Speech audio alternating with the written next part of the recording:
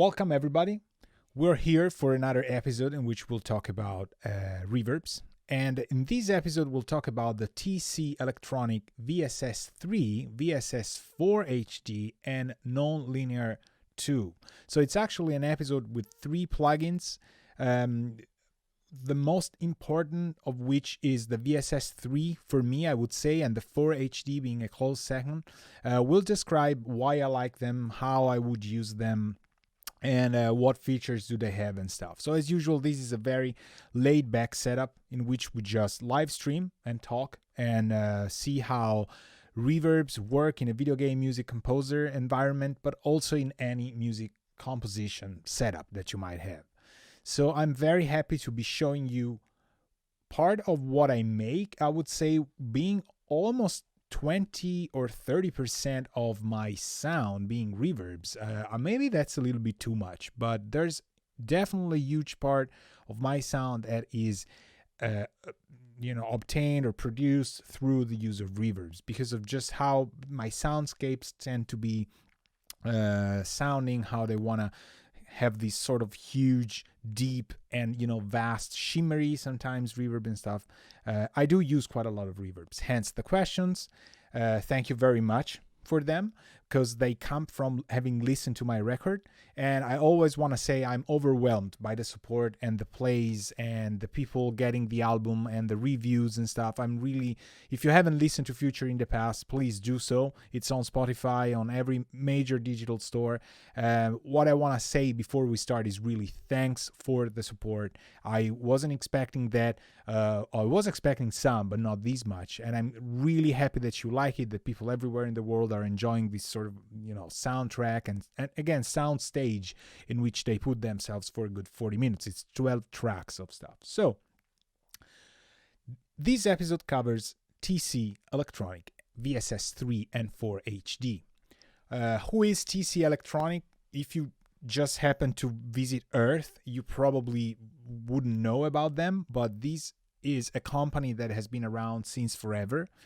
I usually give a little bit of a history of trivia of how I came in touch with these companies, and with TC Electronic, we go back to when I actually started making music on a computer.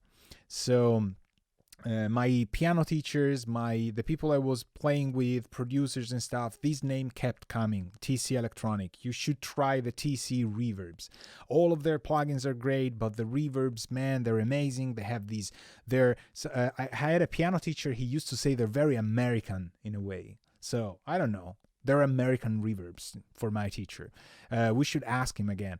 And it was like, they're very thick and they always work and they're fantastic. You just put a preset among the many that you can choose from and they just sound fantastic.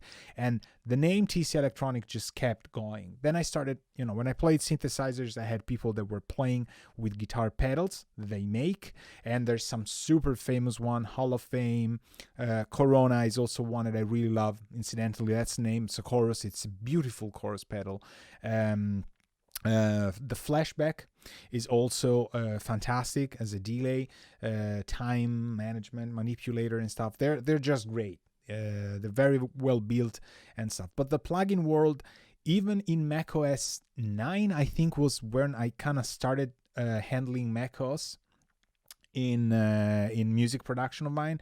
We had studios where TC was a huge part of their sound. So I kept seeing this stuff. Then I remember one time I was at Masterdisc and I saw, very young and kind of, just minding my own business, looking at everything, being in one of the temples of mastering. One of the rooms had an M3000 reverb unit. So this 3000 was there and I was like, this is a mastering studio. Why is there a reverb hardware there?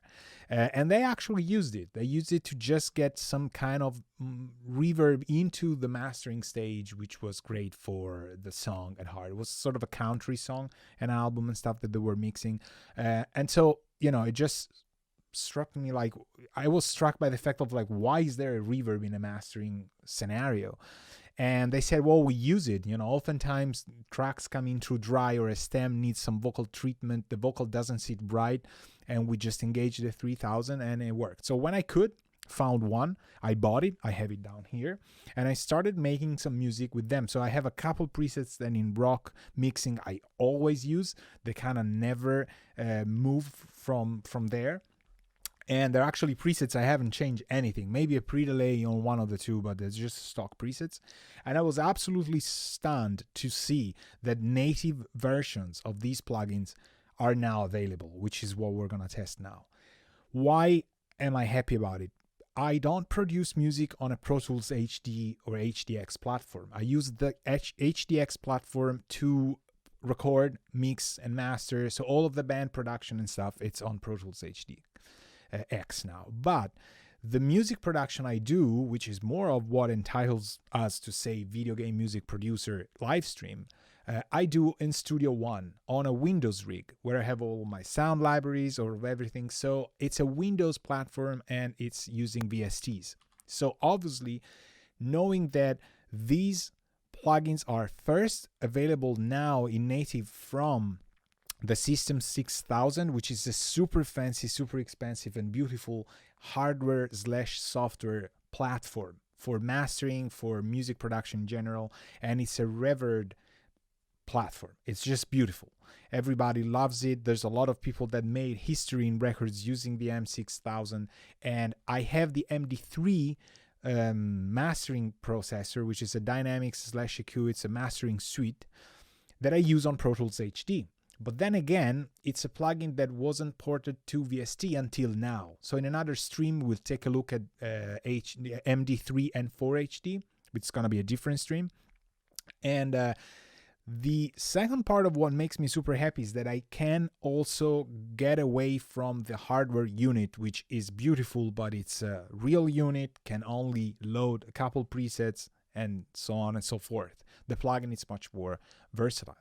So what I have here, it's gonna be super fun. It's a song that I recovered actually yesterday night. So this has not even 24 hours of life at this stage and has absolutely no reverb.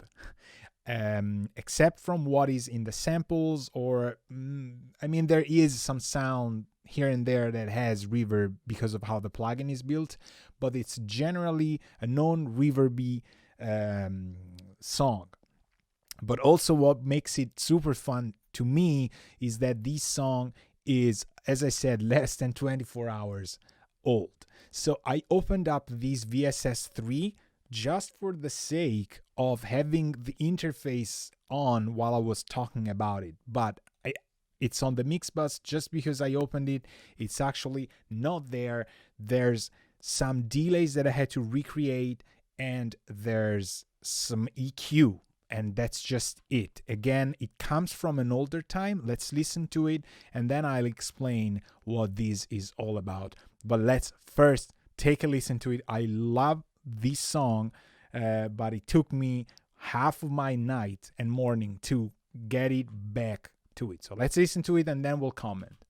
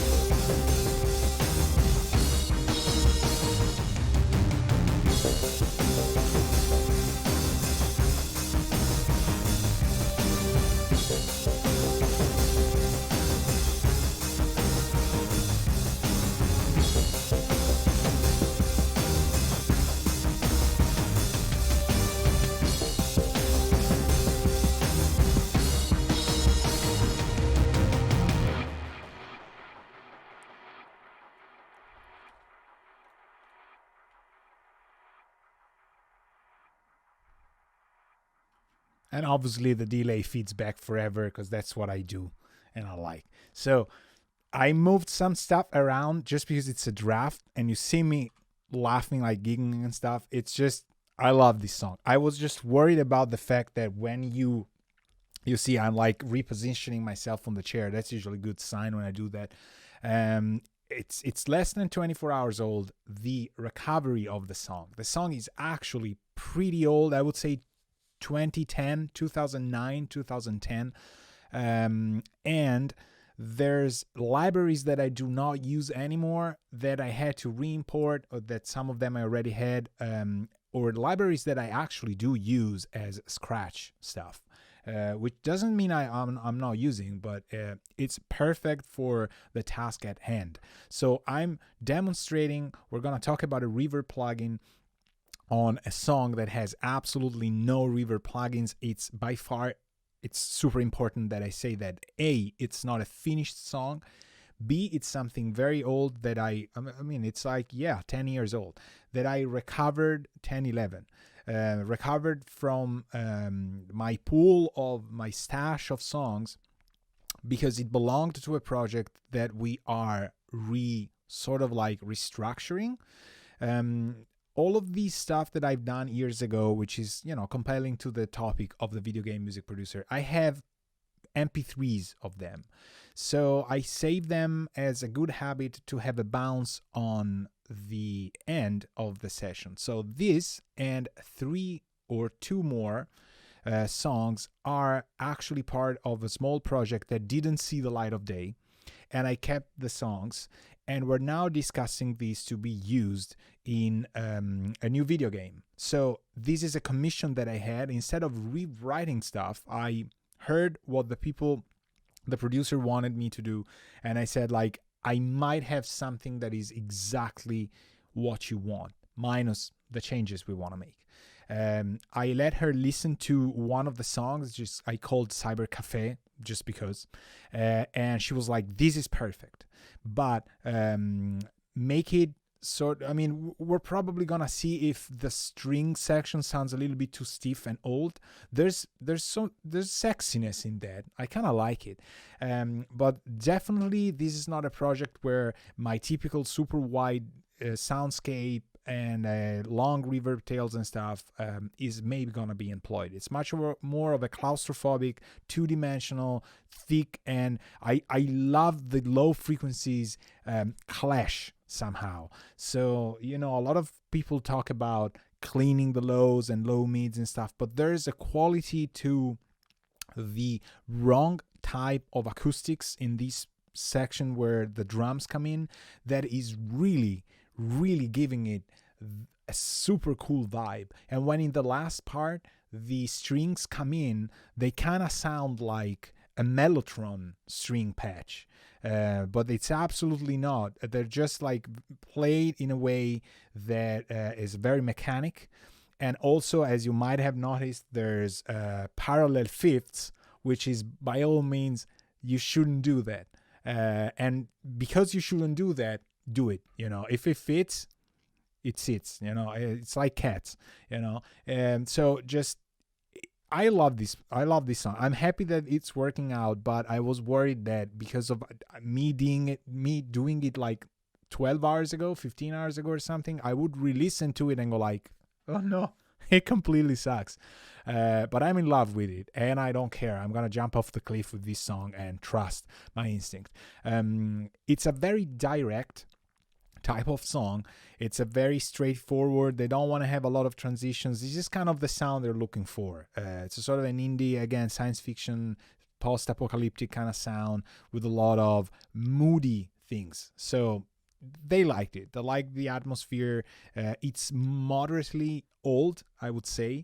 It sounds a little bit retro in a way, just because of the sounds also that I use. I mean, it's 11 years ago. So there's stuff from Korg Kronos. There's stuff from libraries that might now be incorporated with stronger libraries like Spectrasonic stuff. But I think this was still Akai stuff. So it took me quite a while to rebuild everything that I had, but it works. So we're going to take a look at VSS3 and 4HD, and I'm going to talk about how I would use them, why do I like them, why I like them or not, or for what, you know. So truth be told, the more useful plugin to me out of the bunch is VSS3. I like to think about it as VSS3 is more of a real/unreal sort of like production reverb, sort of like supernatural sometimes, although it can do real stuff. But VSS4HD is really la creme de la creme. So it's really like realistic and able to tailor and extend and change and produce the reverb, the ambience that is already in the tracks, and also do a lot of post-production cool things. So obviously I kind of lean towards 3 more in terms of texture, but they're really great. So interface. I think I bounced pretty much everything, which is a shame somehow, because there's these long airy violins which could be, but they're like, it all sort of like focuses on this cluster with the I think it's a root 5th minor 6th, sort of clashing, non-clashing this, and there's no expression pedal being used. It's like boop straight. And then there's cellos, there's airy violins as well, which have no reverb at all. Then there's cellos,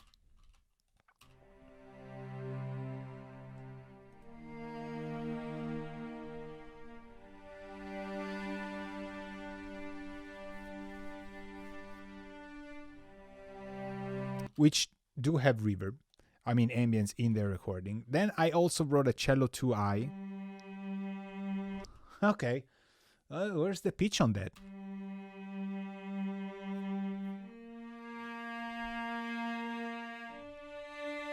Okay. This is kind of close-mic'd. If you ever recorded real strings in a recording studio and you go close to them, especially with the Neumann mics, if you use ships somehow, they kind of behave better, but you get this nasal quality to it, which this cello has a lot. by itself, it's not that great, but I would not be able to say how many times I've used sounds from these library. This one's kind of better. And it's two different patches of the fifths that they're doing. So I wanted to reinforce them. This is more of a pad-like quality. And this has more of a, you know, you kind of get the first chairs kind of back.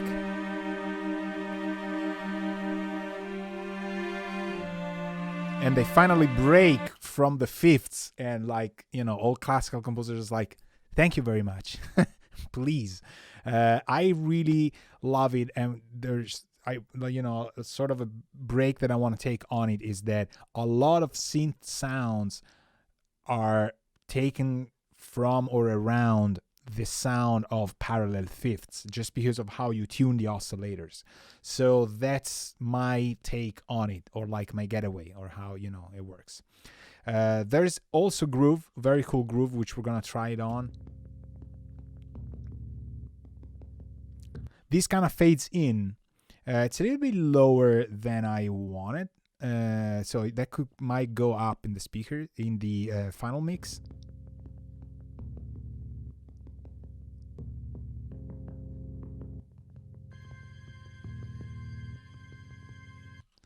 Beautiful. This I added, was not part of the library. I just wanted to give it more of a modern kind of thing because it was a little bit too static. Then there's noises, all other stuff. I didn't even make the basses, so everything is going to mix so that you can hear it, I hope, and that's it. So we probably might want to do strings and noises and all the things as I usually do, all impacts, all organics. You remember how I like to name my stuff, you know, being locked inside the, you know, bigger part of your life, you know, it makes you give names to things that don't exist.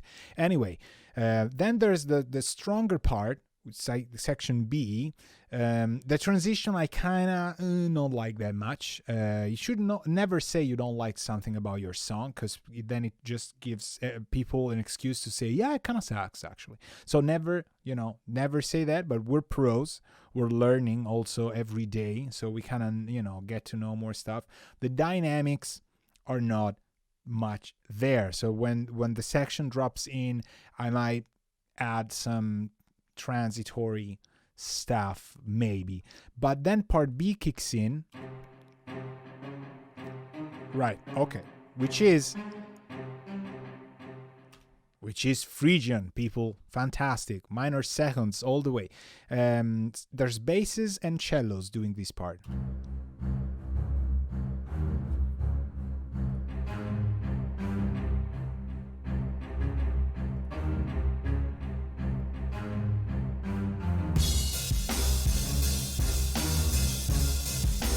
Let me bounce these dude.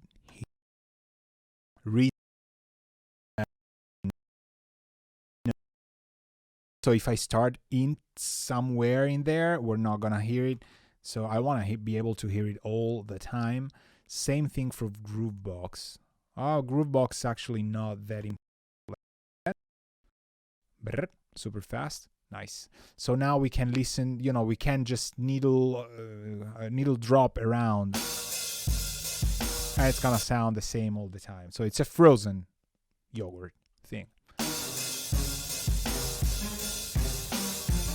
But I haven't done it on the violas and basses and cellos.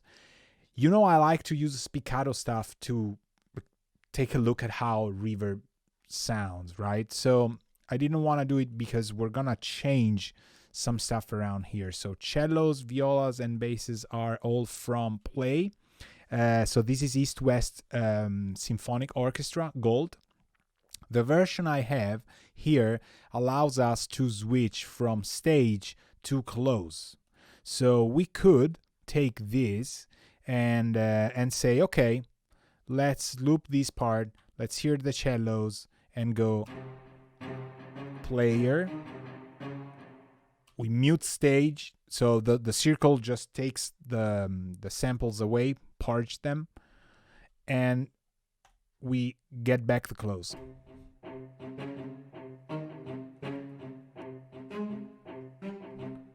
Which sounds beautiful. And I mean, this library is old, but that's what I had at the time, and that's why I said I cannot bring back these songs by I could, but I didn't want to, by adjusting it to whatever libraries I have in my templates now, because if anything breaks, like if the crescendo or like if the espressivo or whatever they recorded in the samples is not 100% exactly the same with the library you are using 10 years after, you're gonna get this idea that things suck and don't sound fine and it's broken, this song is not enough, it's too old, I should rewrite it. So be very careful to at least establish the ground phase to say, let's go there. So I don't know how long it is. It's like 15 minutes. We haven't tried reverb on, but you know, it's a good thing. Trust me. So now we go basses.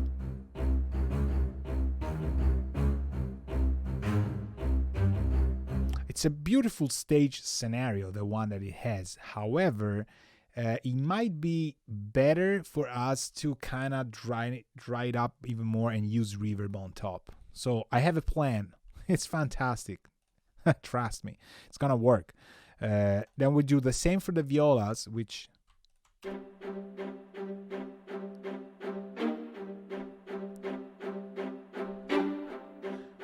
the dynamics are great. This wasn't there. I think I put it in my new version. So all of the three together.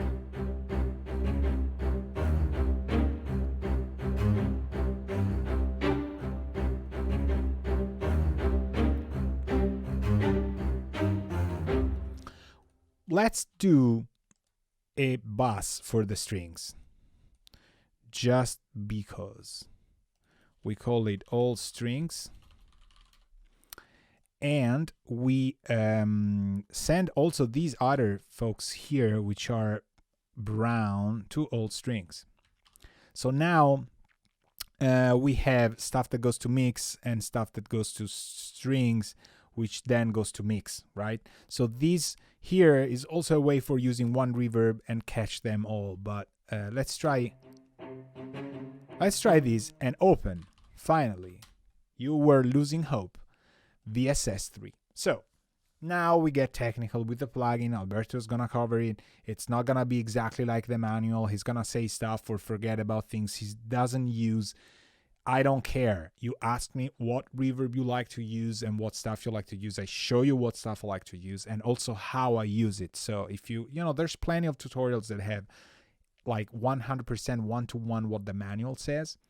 Why would I cover that way? That's not me. So nice interface, resizable as well, and colors. So if you saw the System 6000, it's kind of a grayer interface, you know, a little bit boring. This has much more of a modern vibe while being clean and 2D and no glossy stuff. I like it very much, but still resizable. So you can bypass the plug.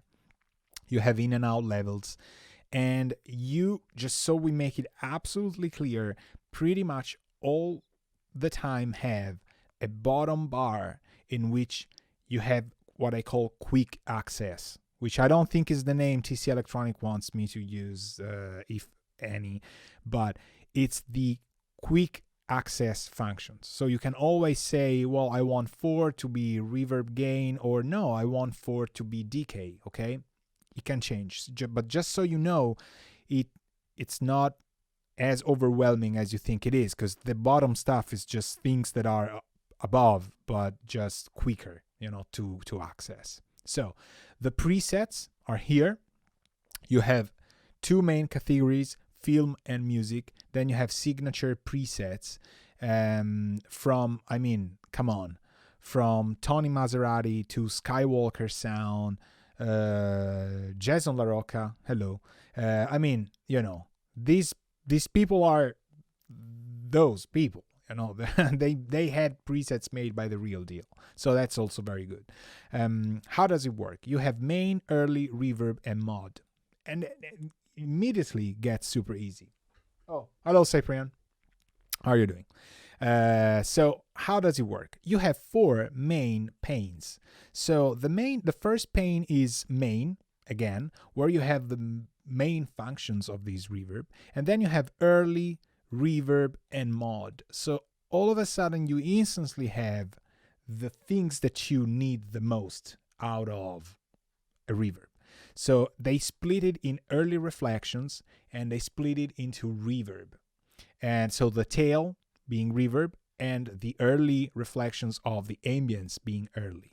Then you have a mod section, which is the modulation. So you might have pitch shifts going around for the tail of the reverb, and that's in the mod pane. So again, it's kind of easy to get around.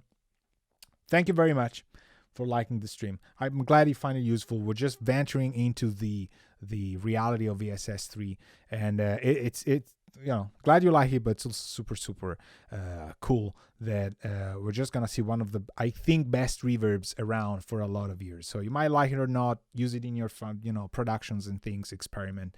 It's all good to know. So a lot of the functions are also very interesting to just notice and say like, well, that's exactly what other reverbs have, which is, lucky enough, that's how it works. So we have a decay, we have a reverb delay, which is the delay of the tail of the reverb, and then we have a pre-delay, which is the most classic pre-delay.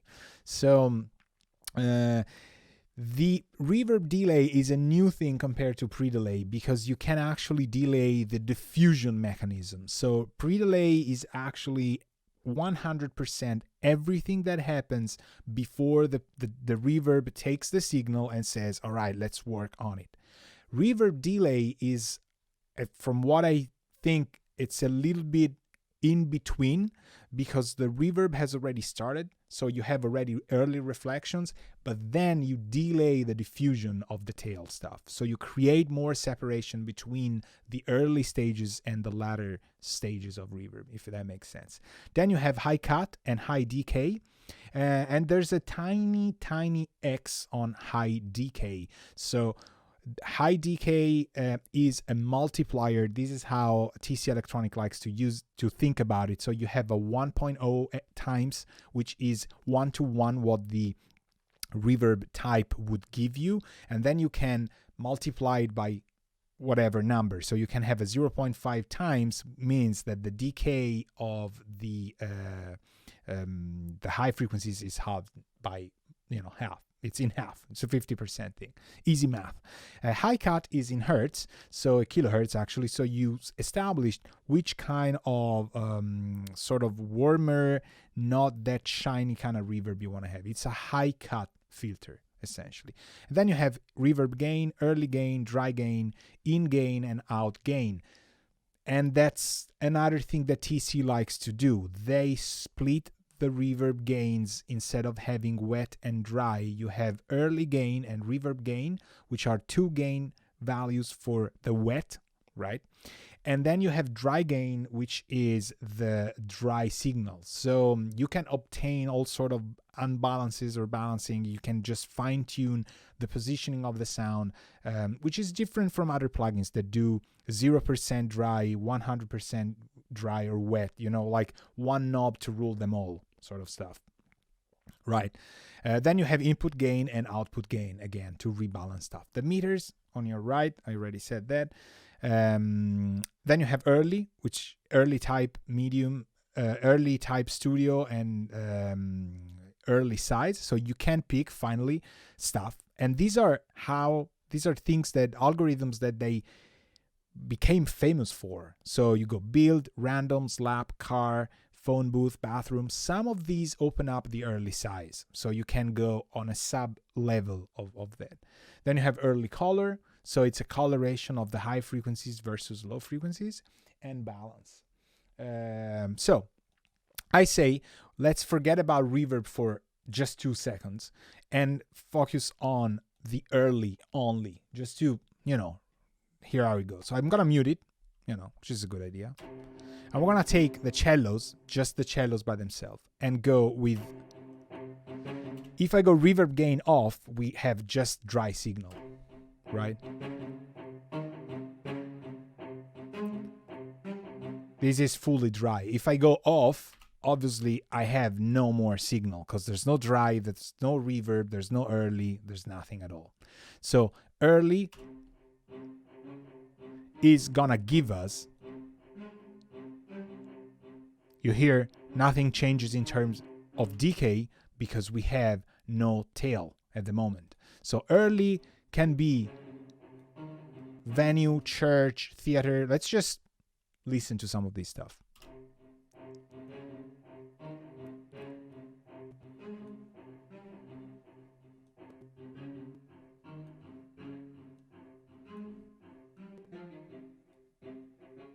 And again, dry.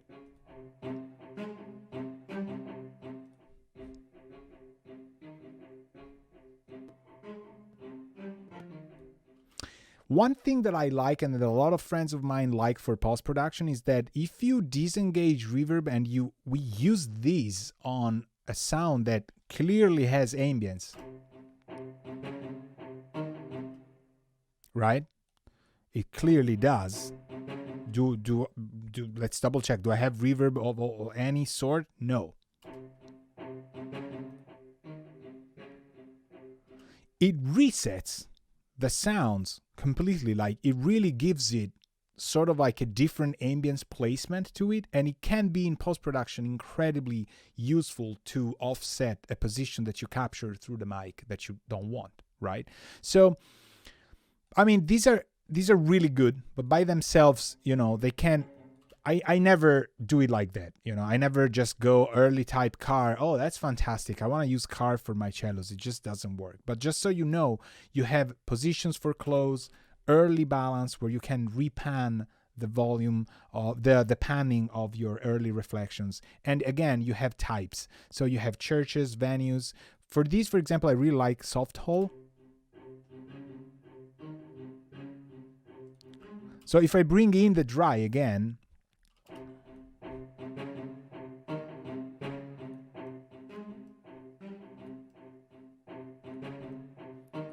and I balance the two, we're really putting the cellos in context, like we're putting them on a side. We could make the reverb go on a side. So the early engine is really, really interesting for positioning stuff around, and it's really, really good how the phase relationship works. I was surprised. I mean, they use it in mastering as well, so you know, it has to be good. You don't want to mess up the phase of a mastering situation when it goes like that.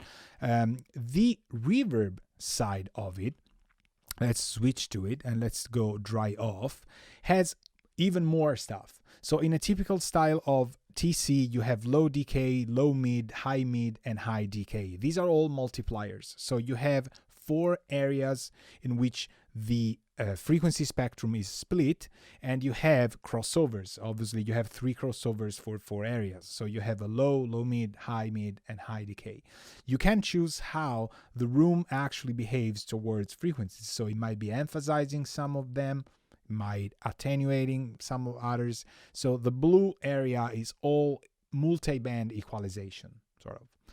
But the most important stuff is you have reverb types. You have a reverb width, which is very peculiar to the VSS, which goes wide, stereo, center, and mono.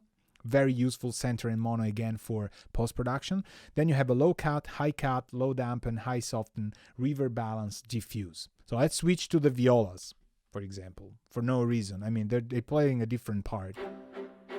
These folks here, bear with me 2 seconds. Let me put this plug here. All right, it's opening here on these.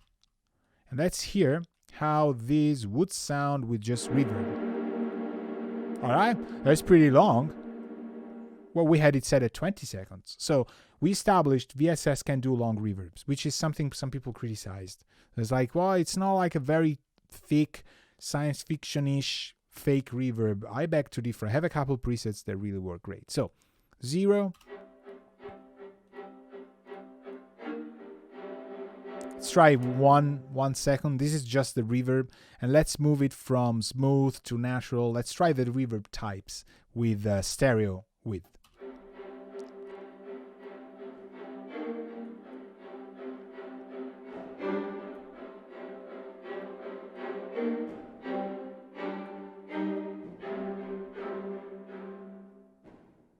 right? So they definitely have a very strong difference in approach, but they are not too many. This is what I like, and there's just some, I would say, settings you would gravitate towards. I like smooth a lot. If you hear it, it's just not as open as natural. It has a little bit less side content to me, and it's kind of super cool. Let's try and keep natural and try the reverb widths.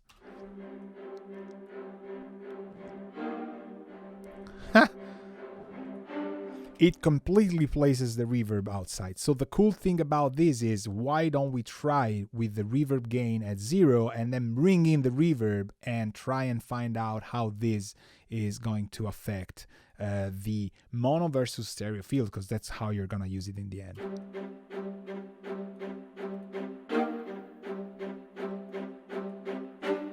Let's try this. All right. So I have it at -12. Maybe it's a little bit too low. It's right here. Right.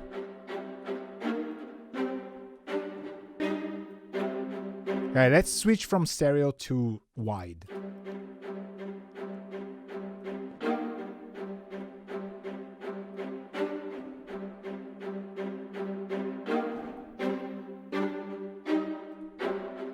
It just makes those staccato parts just be a little bit more left alone, and so a little bit more easy to taste when it's on wide, rather than being over sort of like kind of the sound. So then you have low and high cut again. This gets very technical, also sometimes boring. You can obviously say, I don't want anything below 200 hertz, sort of like I want the sound to not get emphasized in reverb. If you have, which is very appropriate probably with the basses. Let's try the basses here. So let's bring it back to 1 second. Actually, let me copy what I have on the violas and put it on the basses. So this is the original.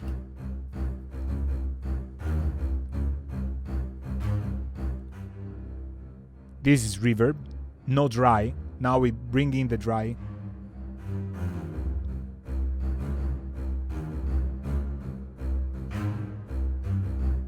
Dry.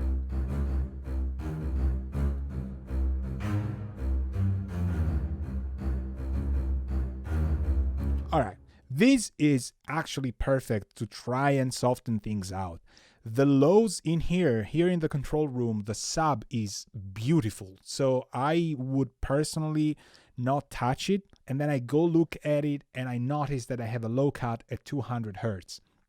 So that's probably why I'm liking this setting. The lows, extreme lows of the basses and with the wide setting of the reverb are really being preserved more than they would normally. So they kind of translate better to be more centered and focused in a way. I hear some sort of higher tail, which I will try and soften a little bit. Let's try and see if I can make it. There's just a tiny little bit. Could be a high mid decay, could be. So let's try and bring the soften from whatever, 14 to the extremes.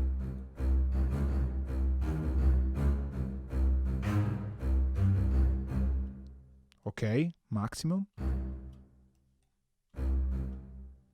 Okay, that kind of changes, but it's not doing what I wanted. Let's try the high cut. Maybe, you know, that's a little bit more extreme than what I wanted to do, but so you can go to 20 hertz, just so you know. You could high cut to 20 hertz just for science. It's such a beautiful space that you would like maybe to just open it up. If it was just solo basses, yes, probably yes. So now I want to try the diffuse at like maximum and minimum. Yes, and minus.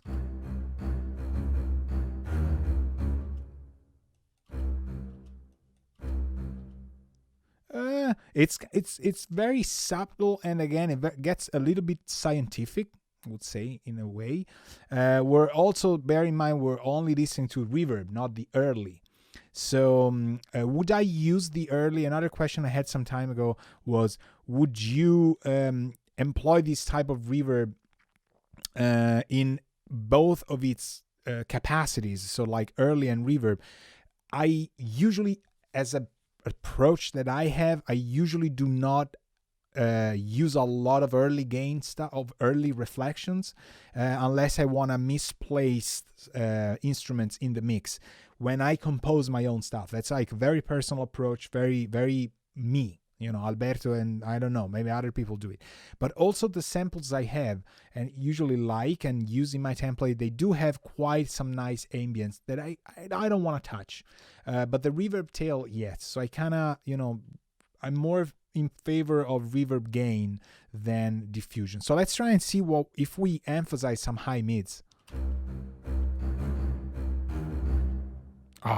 This has the best multi-band EQ that a reverb can get. I think there's a couple other plugs that I really like, but when it's not well made, don't even bother. It's just better not to have it. But when it's done right, it's awesome. It's just like the reverb is changing ever so slightly, but becoming either better or worse to what you want to do, as the sound you have in your head. So minimum.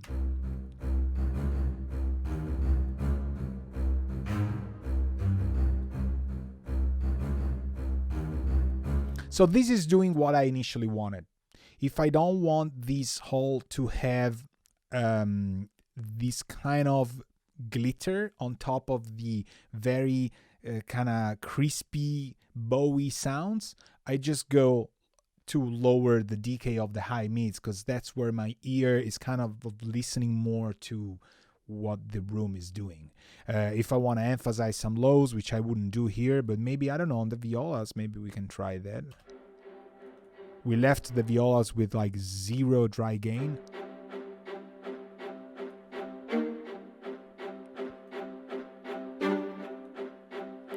The high mids here are less easy to, listen to, because of the dry sound is really pushing there. Okay, now it's easier.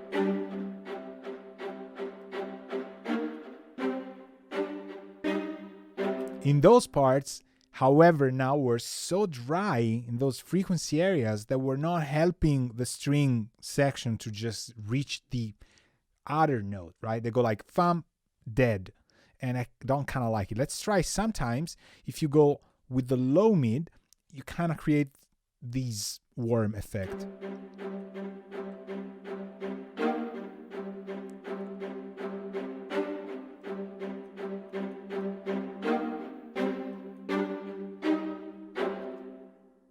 Right. I went extremely low on the high mid decay. I wouldn't do that.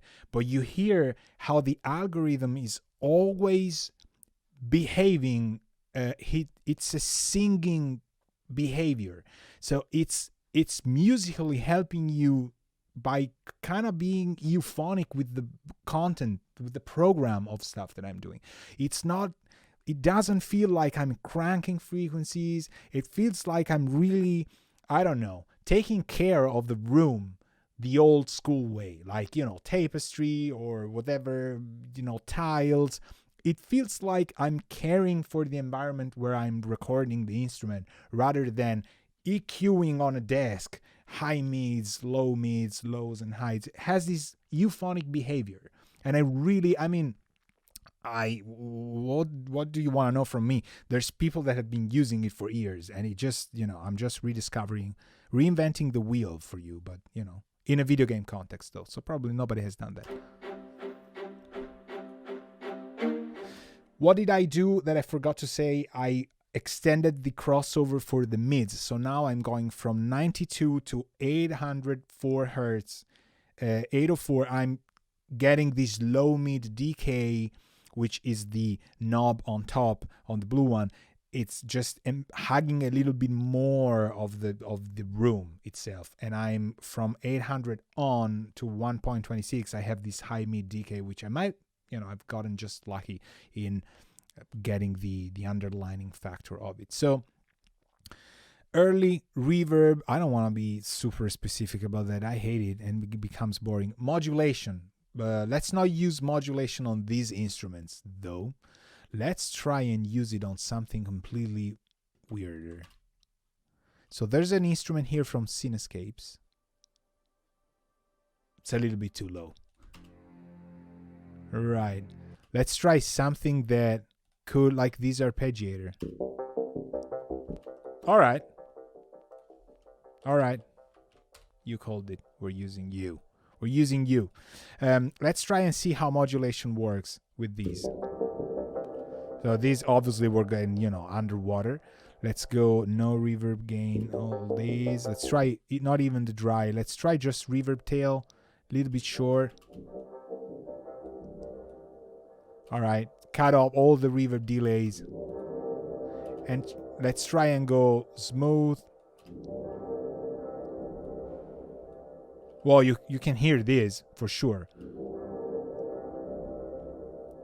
Right? So what is it doing? It's pitch shifting the program material before it reaches the reverb stage. Why would you do that? Because if you go extreme, it's just like a wobbly tape machine that is being reverbed. If you do it right, oftentimes it just creates this idea that the reverb is a much wider environment that you're in without the need to extend the tails. It's a very technical, nice, smart choice sometimes to just give things a little bit more of a cushion to be around without going full blast with frequencies, or just a little bit of a pitch shifting creates this idea. And on short reverbs, vocal mixing in rock sometimes is just the ticket to get the vocals to sit in your mix, or one of the 3-4 things that you would always try and do. So if I get the dry up all the way and we just reverb gain it going up,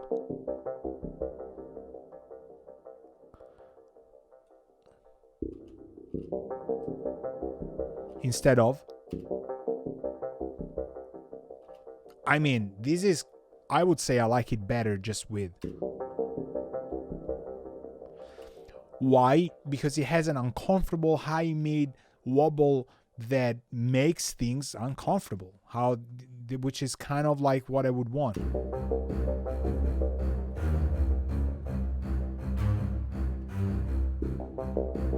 And remember, there's live drums, so now we have such a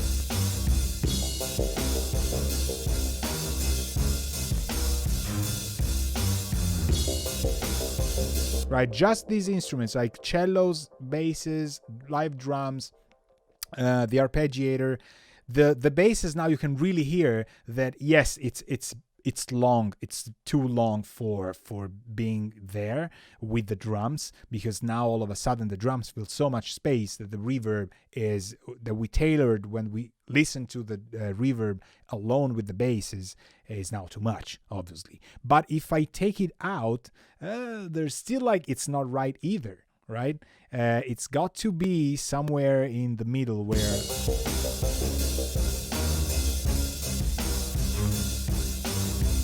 So let's try without these. It's kind of a cool exercise to try and fit the reverb in context. I never do it in solo because, as you said, it makes zero sense. It doesn't fit the vibe of the song.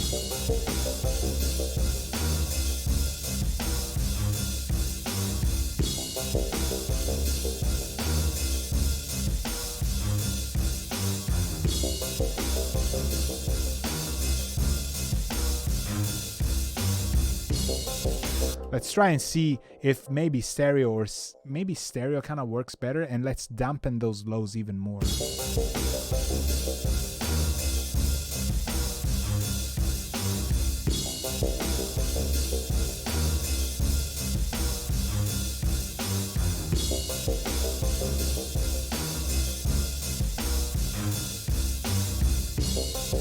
I like stereo better because I just don't need the basses to go everywhere in the sound field. And smooth, maybe. Let's try and change these and see. I'm sure Alive you'll hear it.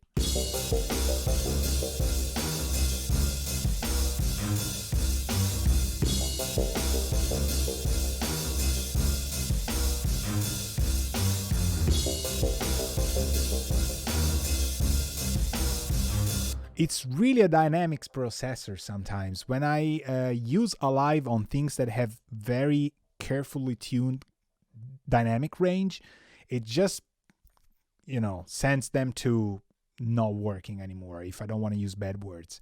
But that's because I already have a gain reduction and stuff that work, and then I'm like putting Alive on. But that's just to, have you noticed how it just unglues the sound? It just creates a sort of an expander behavior where you have more dynamic range that you used to have, and it's a reverb plugin. It's fantastic. So here I usually like the wormhole preset. I really like, so the mod I wouldn't change, but let's see how by itself this thing changed. I find it much more appropriate now than before.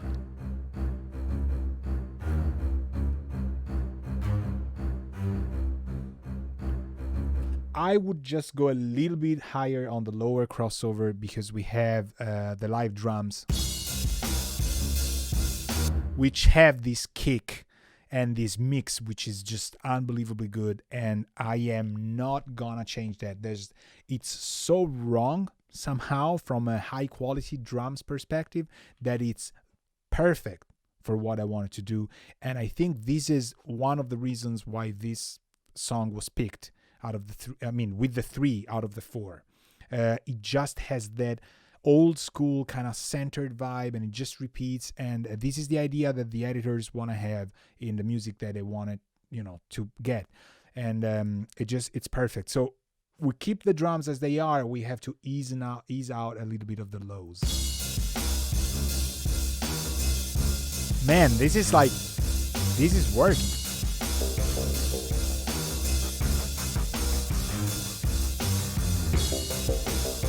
Okay.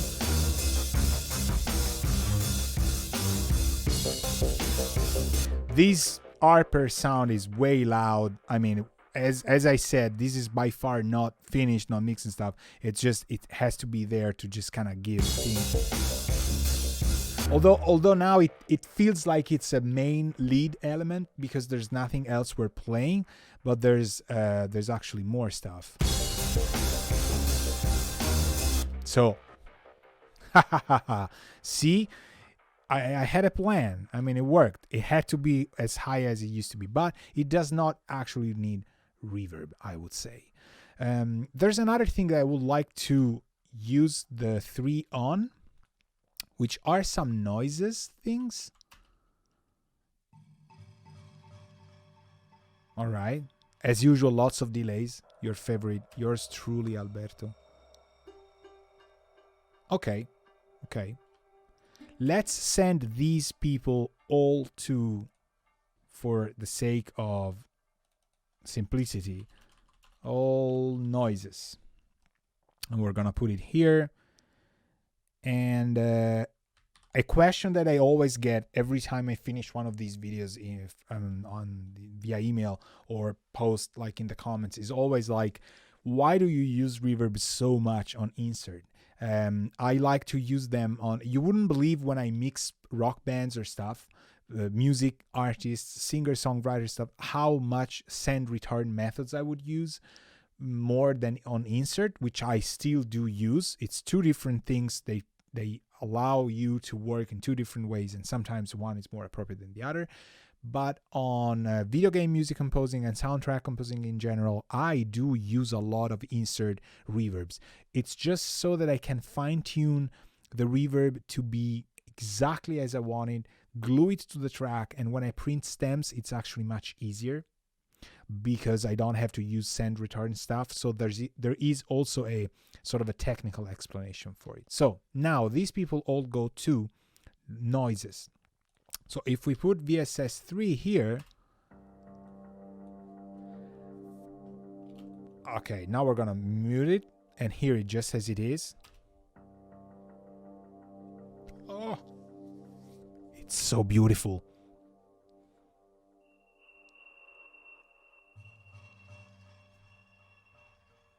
Okay. Hear how it is with just the large wormhole preset, which, trust me, it's one of the most famous things they've ever made. So, nothing.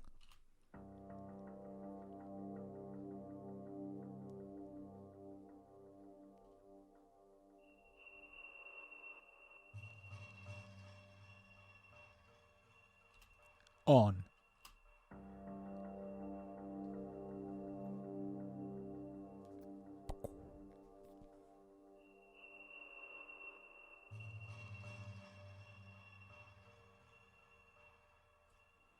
It's, I don't know, like I only put this thing on it, and it's just the one preset that this plugin starts with, large wormhole, which is the preset that I start with on the real M3000, which is right there. You can't see it because I'm covering it, but it's, trust me, it's right there. And it's just one of the most beautiful presets ever made, and you can just leave it as is and then maybe EQ it after. It's beautiful. It's one of the reasons a lot of people I know got VSS3. And when we used to talk about it, they were like, you know, it's that large wormhole, man. It's the VSS3. They have it right. The diffusion engine, the way they thought about, you know, algorithmically how to do that, it's just fantastic. Even this thing, I'm thinking, how cool would this be to try?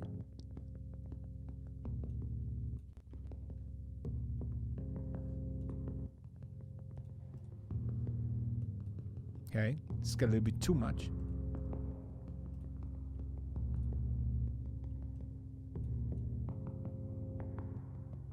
Right, let's try and make it leaner. So maybe the mids we just go low. And we help the highs to kind of fill in better just by extending the decay.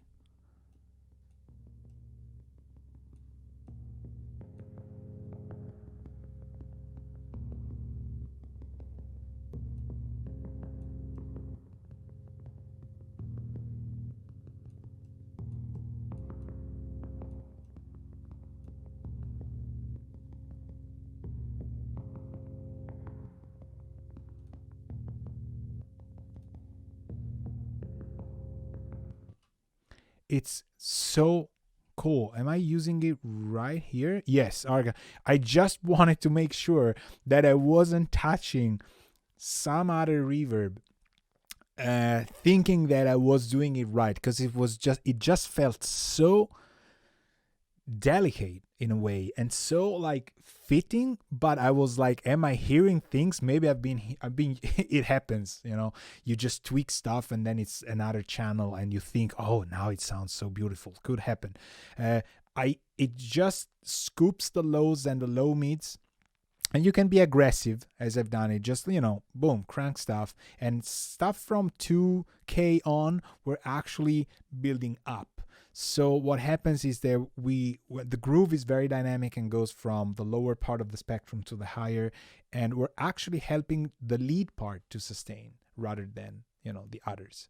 So we could, the only thing I would add to this is that even if I explained everything, even if I went through the settings and stuff, which, trust me, can be overwhelming the first time that you open it up, even if I went through all of that, I oftentimes just open the plugin and go to the presets. And I noticed, this is just my own personal approach, that TC Electronic has been making a lot of like emphasis, has been putting a lot of emphasis on the preset and the quality of the presets and how they're very well adapted to what you want to do and make the plugin faster. I think that's because, but that's my suspicion, you know, I don't know. We should ask TC Electronic. They kind of felt the weight of the quality of the parameters that this plugin has in terms of somebody who knows what they're doing and goes in there and just finds fine tunes the plug to perfection to whatever they want to do, which is amazing. And it's something that speaks volumes that the plugin is great, blah, blah, blah, and stuff. However, a lot of people, in my opinion, can be intimidated by this plugin. It's one of the plugins that intimidate me the most, I have to be honest. And I have actually been pretty lucky in dialing in the settings, I think, in this stream, which goes to posterity forever, because I usually don't quite get it there. And I kind of spend a little bit more time than I would like, and that can be detrimental in a way. However, the presets can be all you need. That's true. I have friends that call presets on these and have them in their templates, and they're done, and they keep going. One of these I actually see now is perk modulation, which is used for toms by a friend of mine, and he swears by it. It's just like, they loves it. So try them out. The signature presets are fantastic. I mean, there's Andy Summers who's done presets, right? So who couldn't be happy about it? Skywalker Sun, I already said, like, these people are the ticket. You know, they know what they're doing, and these are probably presets that they made and been using for quite a while. The VSS4 is actually even more, I would say, boutique in a way. So let's take the Groove box. All right, and open VSS4HD, which could be probably the thing that this does not want to have. Why did I do 3 first and then 4HD? Because I don't care. I am partial to VSS3. I said that at the beginning of the stream, but now you can kind of see where 4HD wants to go. It is complicated in a way that it adds features that a lot of people crave when dealing with virtual orchestra and other stuff, and things where sound placement and sources and post-production stuff want to be. So I have at least 2 composer friends that I actually haven't met in quite a while, and that's pretty sad, who build everything they do in their orchestral stuff through this, and they are successful. So what's the main difference between the 3 and the 4HD? I would say 4HD has this setup page. Instead of having early, reverb, mod, you have setup, color, gloss. So gloss could be modulation, but it's not modulation because we are now concentrating on real rooms. And so why would you modulate in like a pitchy tape machine thing, right? No. So they moved mod to gloss. And gloss is more of a gloss. It's a color. I can't say color because there's a color tab up there. But it's a modulation done right, in a different way, more appropriate to the real stuff. Color is your equalization. It's like your frequency response of the reverb. And finally here you do have actually a little bit less parameters on top, but you do have low cut, low dampen, high cut, high soften, decays and stuff. Setup is really where this is. You have in and out gain, easy, and location. So location goes from jazz club, concert hall, Vienna hall, bathroom, parking garage, living room, theater, castle, church, oval room. So I know that Vienna hall is what a lot of people love. So let's try this insane reverb track of, it's just a trap thing. Through these, we're gonna start with, let me find it, the reverb gain at 0, and we're just gonna crank it up. Let me go maybe a little bit less on the dry. So we have the early as well.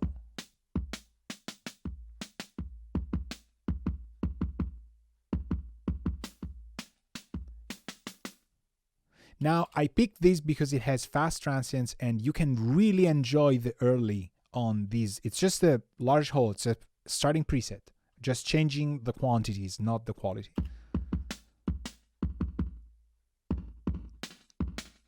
Too much, clearly, right? But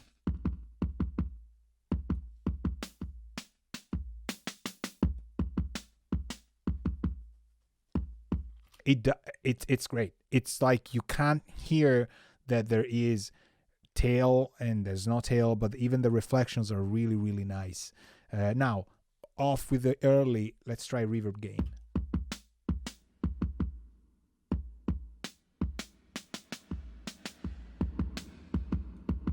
Now, you wouldn't probably use this on a trap groove machine. But I know what you're thinking. We're going to do it. But how about on the strings? On the full strings, like the ensemble, right? And let's go to these. Yes, this part is great for sure. Let's turn the VSS3s off. So now we really have only the 4HD on the strings. And let's try this strings part here. So I'm actually gonna keep the drum machine. Right? This is like incredibly overpowered. This is the 3. Where was our 4? Here. This is incredibly overwhelming. But let's go early off, reverb off, and let's bring in just the early first.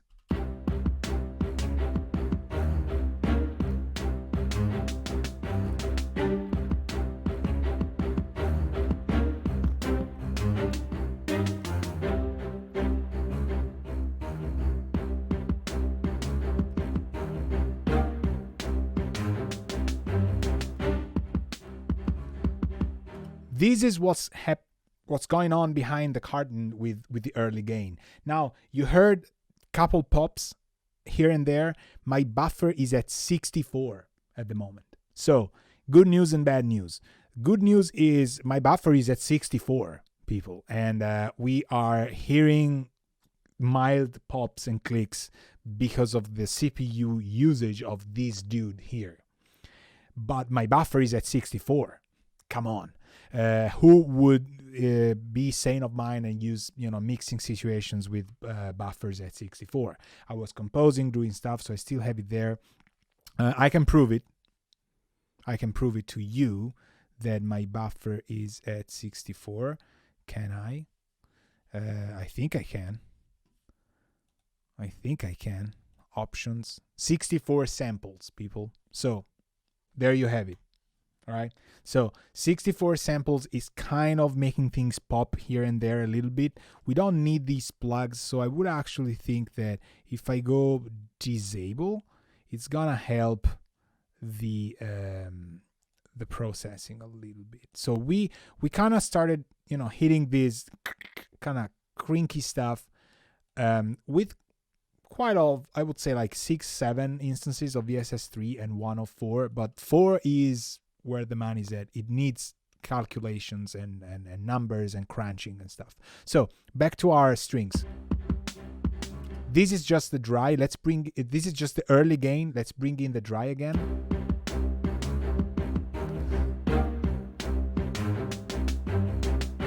Bypass.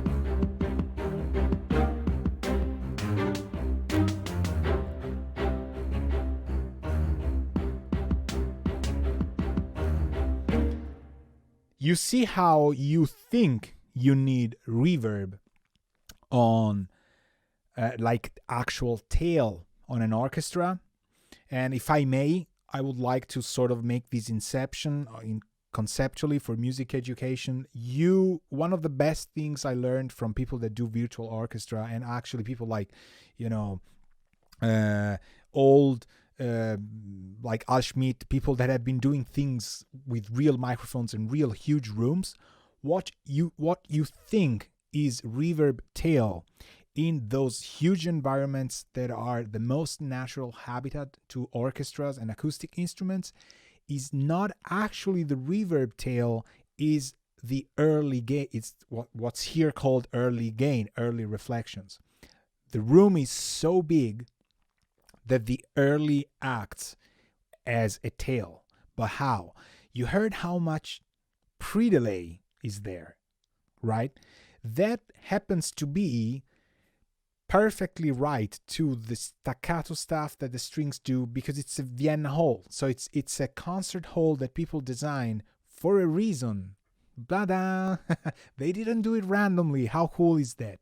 They thought about that, and so there's a pre-delay section for the orchestra, for the people, the audience, the different different areas of the hall, make it very compatible with an average sort of tempo thing. And then there's a lot of discussion about which concert hall works better for fast stuff, for slow stuff. It can get very deep if you do a lot of virtual orchestra, or if you are into conducting and all those things, classical, of course. But for our intent and purpose here, the early gain starts right off the note of our staccato note for the orchestra. And that creates the sustain we need without being in the way of the actual grinding note, which is beautifully sharp and and aggressive, but it extends the notes in the middle to just create that texture.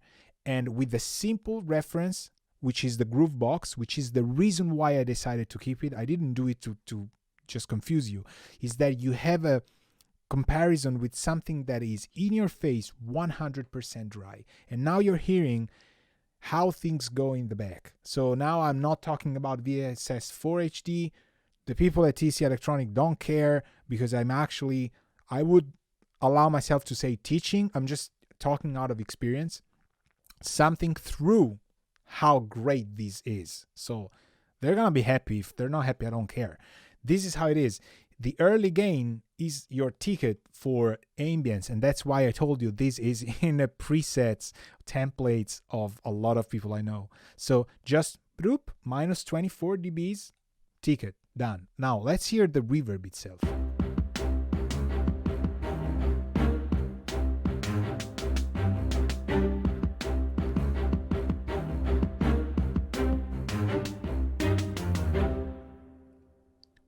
All right, it was off. Now on.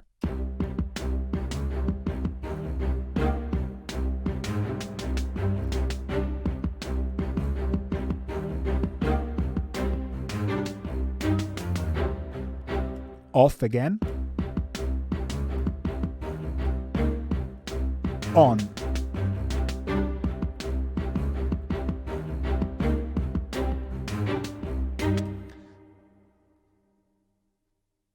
It's an awesome tail. Now, is it sampled? Is it impulse response? Is it algorithmic? I think it's algorithmic. Do we care? No, I don't. It's just if someone comes here and says like, I bought these just for the first preset, I'm still friend with this person, because this is just awesome how it works. Now I guarantee you, if you switch this to I wouldn't use these part. Let's use the first part to actually change. Steal the strings for obvious reasons, because they're the most realistic thing I have going on in here. So let's try these. And let's just try things around.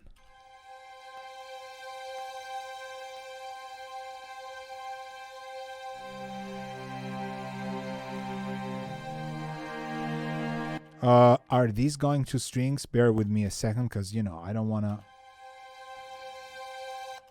do things that don't work at the end. Let's try and do a huge typical test. So dry gain off, it's not working. It's that it's so subtle and it just interacts with the ambience that I have to double check my moves. So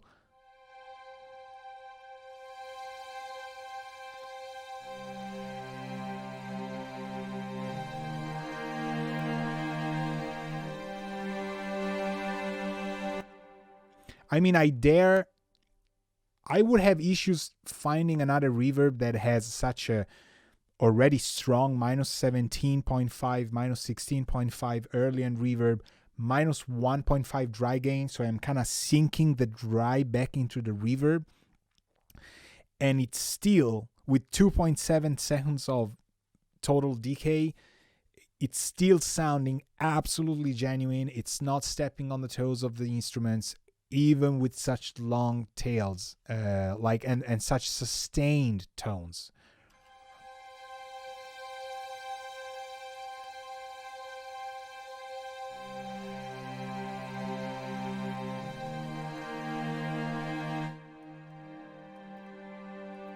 This is one of my favorites, which is theater. Just to give you the idea that it is working, it is actually changing things around. Theater is beautiful, and I give you a little hint. In my opinion, it just transports the average listener into that soundtrack kind of thing.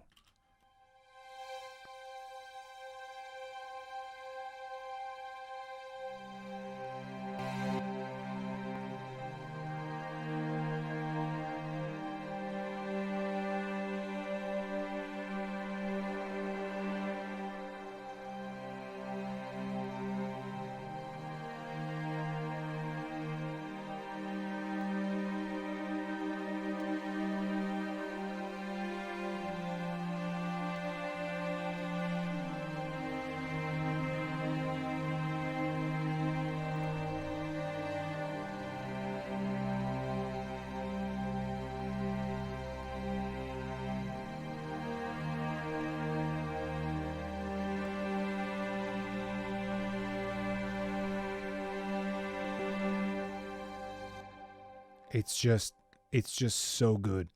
I'm reluctant to switch the buffer, so bear with me if you hear like a couple pops, just because I don't want things to reset. Nothing should actually happen, be wrong, to be honest, but you know how it is, right? So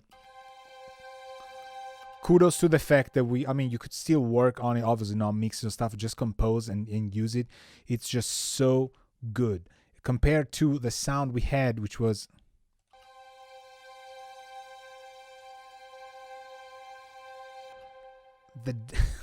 it just goes beyond the wall I have in front of me. Just goes there. Here you can, change. Let's take something like a more percussive here. Maybe this guy. Actually, no. There were this reactor drone. This has already a lot of reverb. Oh, these sounds could be interesting. The low grooves. Okay, this is transient. We can use those. Let's move this plug to here. Let's disable it.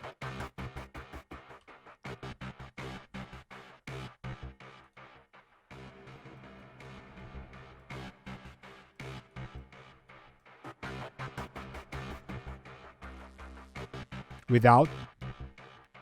With. And this again, people, is theater. Just remember, Vienna Hall is beautiful, but theater just has this thickness somehow, which I remember was why people loved it for records as well when rock was involved. You can get these rock vocals to sound completely dry, and then when you mute the rest and just solo the vocal and press play, you go like, wow, there's like 5 seconds of the tail. But it never steps on the real dry signal. It just helps it sustain and has that. And it's the algorithm. It's just how these people came up with the calculations. So even here we could, right?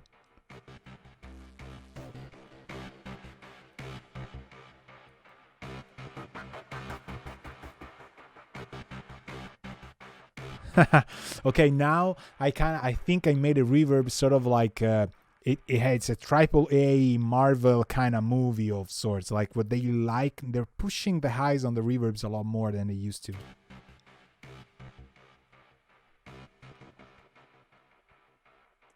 Without.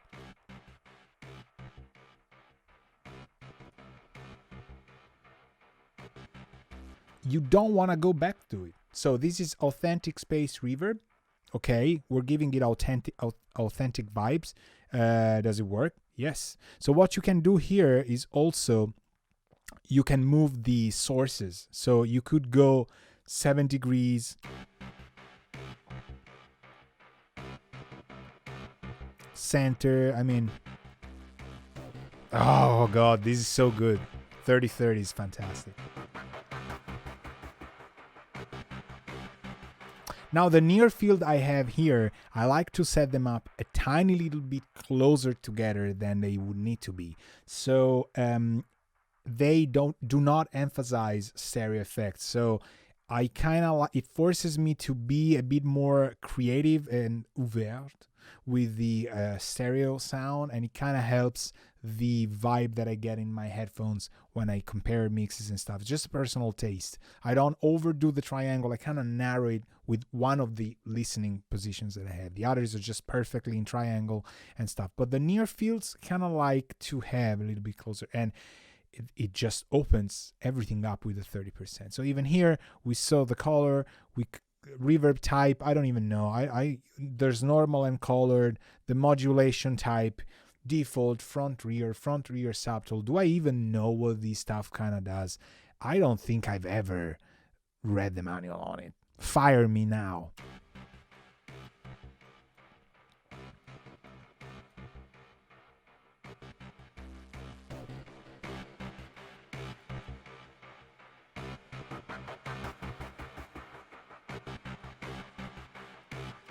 I think I messed it up because I liked it better before, but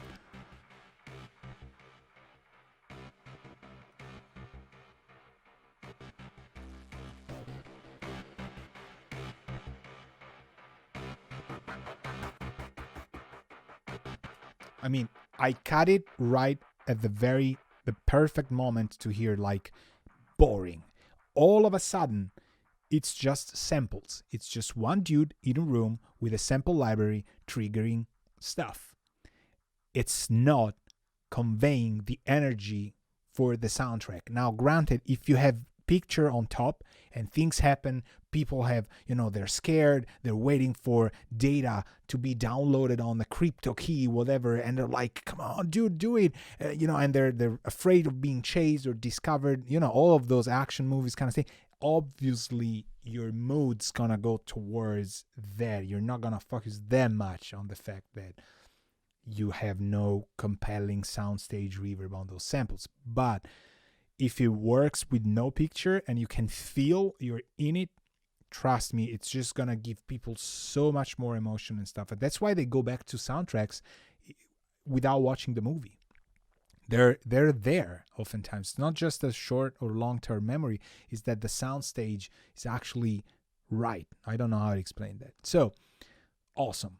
I think that's how I want to explain it. 3 is the 3, 4HD is 4HD. This way. This is how they feel to me. You need zero explanation on why or how, what's the difference, where you would employ. You clearly heard it. If you haven't heard it, I don't know how I can help you. They're beautiful, but they are different. And there's an elegance and a class and a subtlety to the 4HD, which make it different from 3. Not better, but although, it might be more complicated to be that classy, but they're not better. They're just like, they're different. They're beautiful the way. Now, the last one we have to test is called nonlinear. And this, I'm gonna go fast on it because do I use it that much? Not that much. But is it cool? Yes, it is cool. So similar approach, main, modify. It's a nonlinear reverb. That's it. It's got presets as well.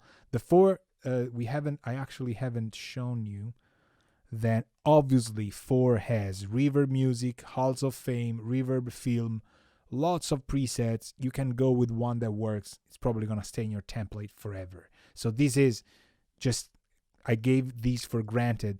It's obviously filled with presets, working nice, and the same happens for nonlinear, albeit a little bit less of them. So let's actually go through the presets here.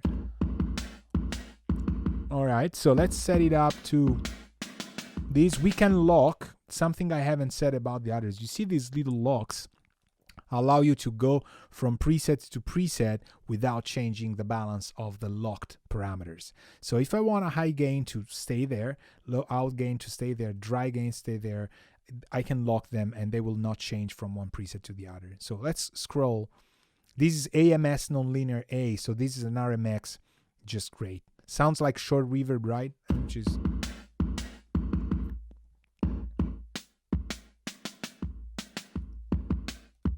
without. And we can change things around. So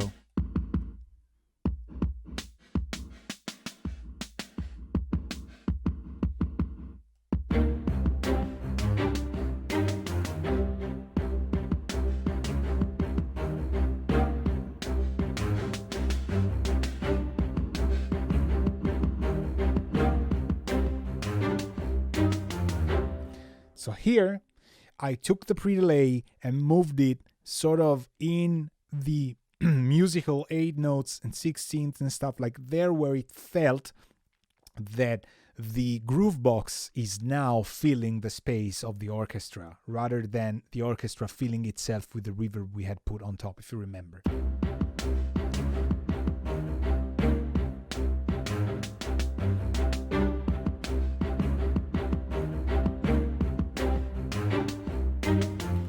It's so subtle and it feels like I really know this stuff.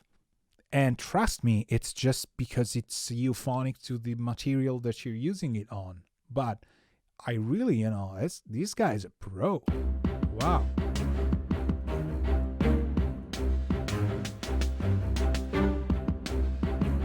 Wow. Now it's even more filmy. So what is a nonlinear reverb? It's a reverb that does not act as physics would want it to do. So it's a non-realistic sort of stuff. So Phil Collins, Toms, all those stuff, Genesis kind of things. You can do a lot of work in here and you can set it. The main style thing is what is going to change the behavior of it. So nonlinear classic, A, B, wide, mono to stereo, sustain, panner. Let's try and browse through them.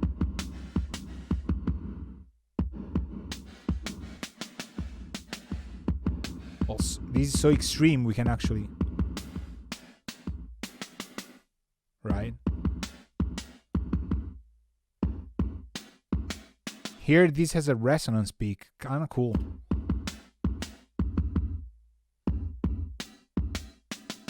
And this is creating a comp in between our spectrum, air conditioning box, cave, chicken.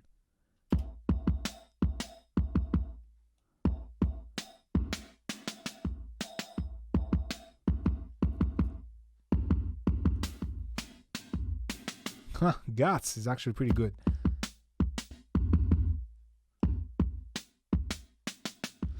Now, it might seem redundant. It's like, well, it's non-linear too. It's cool. You get, short reverbs, unnatural. But, when you have such a good plugin for doing real reverbs, why would you use these? Well, if you start fine-tuning non-linear reverbs on groove elements that are synthetic, especially arpeggiators, synth stuff, you can really get a soundstage that fits, and every single little move you do is never gonna step on the toes of the others, just because of you hear how tailored it is, right? And how short and how sort of discreet it actually. Obviously there's high cut, low cut, width. So these things we've seen, the diffusion, and again, the style and the twist are what make this nonlinear more of one color or the other. The rest is really the envelope, which could also be like, I didn't touch the attack, so see how it's kind of filling in rather than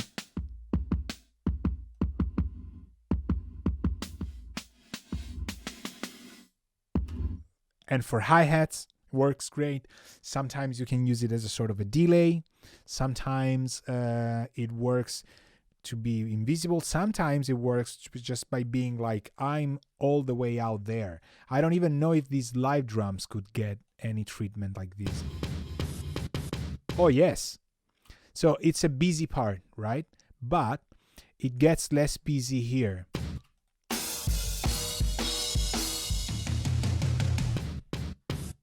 Here, right? I wrote it this way. So if I duplicate this track and get rid of all of these, I could cut just this part and use another track or automate it, whatever. And here, actually use the nonlinear in this part. So we come here.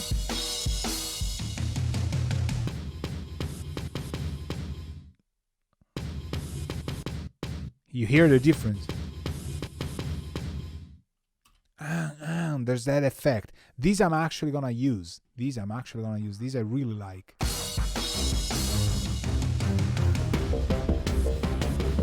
Yes.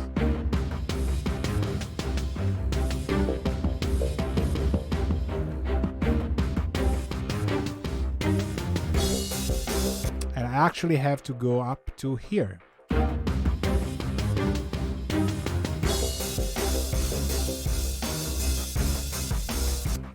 I'm actually gonna keep it. I'm actually gonna use this. It just creates more air in that part where things are more sparse. I wanted to do it. You hear this is there's no art of the round robin samples. This is really me cutting samples so sharp and clear that it's sort of a cheaper cyberpunk vibe. That's what the directors wanted. You know, perfect excuse.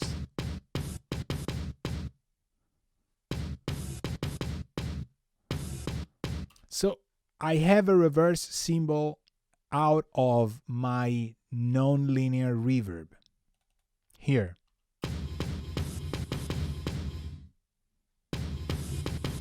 Right, sort of. Which goes well with the actual reverse symbol, sort of, which is not reverb, it's like in between gated as well. Right?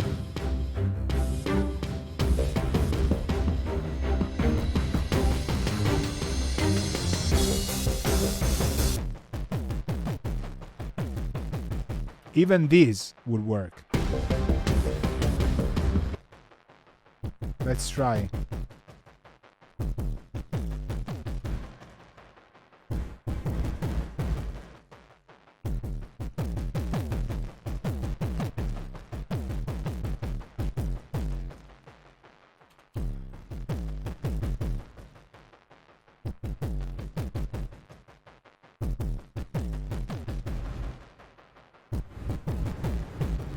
Okay, let's try.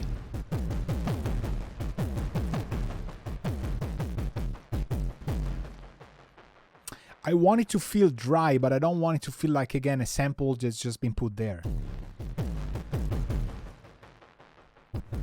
And this is after the delay, so it works.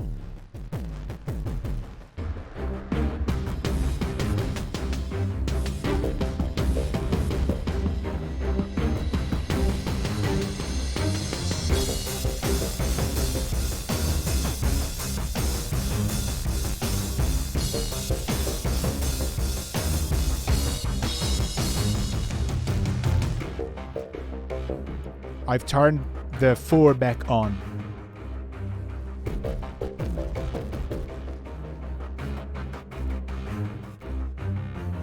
Let's try, we had the Vienna hole, right? The very first large hole. It's a little bit bigger than the one.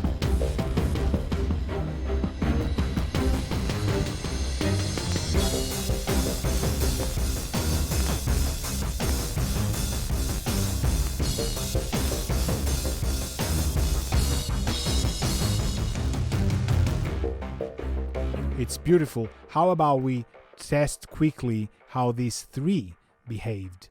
Remember, we started with these 3.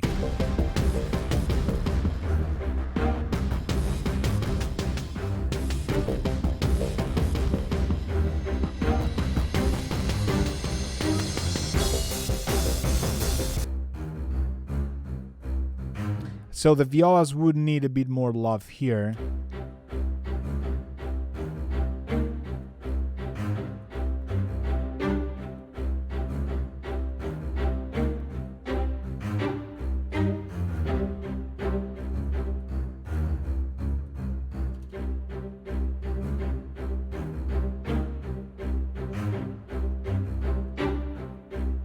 Right, maybe. Let's try this. Remember, it's in solo. This is dangerous stuff. It's not gonna work.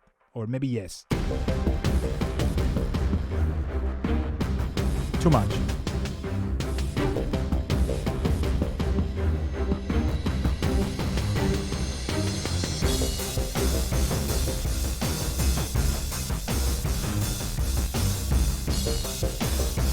I don't remember why I stopped this dude here. I think, you know, something like this.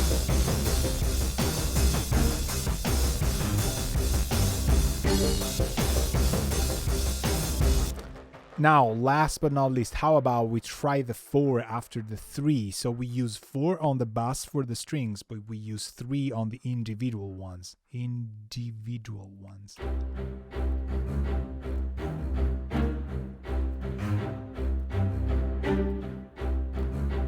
It's so subtle, just fantastic. Svianhol, okay, color. Let's try and go low dampen a bit more.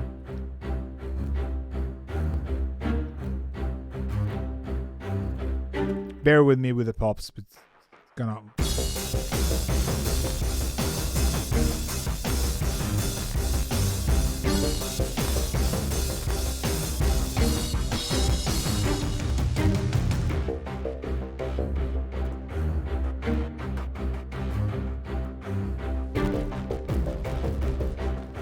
Okay, this could work. Not 100% my style, and I think not 100%, definitely not 100% what the direction of this is going, which in the end is probably going to be sounding drier than it is. Like, there's gonna be reverbs in here to help that sort of behavior that I show you, but not that whole concert hall, hello everybody, there's a real orchestra here, we're playing for you. It kind of puts it in a bit of a context, but we're using Vienna Hall here. I'm sure if I were to use theater,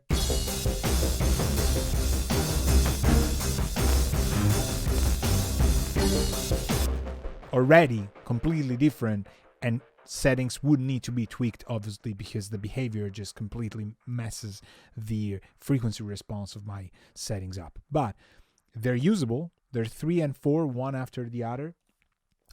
This also has no plugins on the mix bus whatsoever. Usually I have 3-4 things that I put there and they just stay there. So some people have not complained, but they've said like, wow, you have those plugs on the mix bus. How are we supposed to know what your song would sound like without? I don't care, because that's how I work. I usually set those things up from the beginning, not doing much, but still sounding like that would be my console or my desk or whatever. So nothing is too extreme. Everything I've shown you in other videos is translating A to B, the tests, the differences, they're all there. But in this case, just it so happens that I worked on this song to recover it from 10 years ago, as I said, last night. So today at probably midnight, this song will have 24 hours of life, being, you know, defrozen from 2010, all right, or 2009. I'm still not sure, but I think 2010 is when I finished it and it was put there for a video game that didn't happen, and now a new project came up. And I heard the direction that the programmers were going for, and I was like, I have these. Does it sound kind of like this? And they said like, yes, you know, we just make a couple adjustments here and there. And out of the 4 songs that I've sent, 3 have been commissioned. So this is awesome. And that's VSS3, VSS4, and NONLINEAR. Let's open them all up just to show you that they're real. They do exist. They don't bite you. They're very complex, if you know, if you want to say it that way. Where's NONLINEAR? Where are you? Here. So these 3 plugs are the echelon of what TC Electronic has done for the past X million years to give us reverbs. And I've shown you how I use them, more so 3 than 4HD and NONLINEAR, but without any doubt they are fantastic. and whether you use them the way I want or whether you go for what my friends and colleagues do, more of a classical orchestral music stuff, you will be satisfied enough to keep them in your template, because this is what I have done. I have them in my template. Friends I have do the same. So even if you hadn't watched this video, you would be persuaded anyway. But I hope I gave you some sort of idea of how I would mangle my sounds through this, and when things get too realistic, and why, and how realism can be useful, and how sometimes I don't want that. This is also the VSS3 especially is part of Future in the Past, which is the record that I just released end of March, and this is what started this Reverb series.